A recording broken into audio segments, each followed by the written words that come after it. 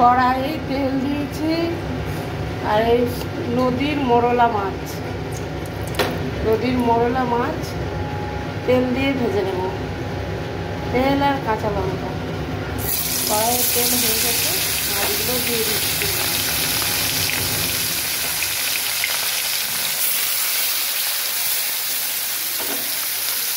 এক হাতে মোবাইল নিয়েছি আর এক হাতে মাছ ভাজা দিচ্ছি।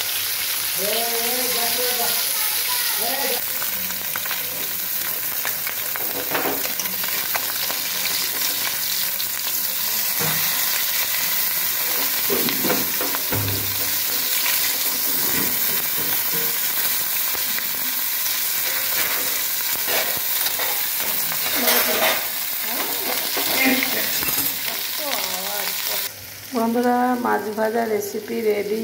মোরলা মাছ ভাজা তেলের উপরি আর দুটো লঙ্কা দিয়ে। বন্ধুরা, কেমন লাগলো লাইক সাবস্ক্রাইব করে জানাবেন।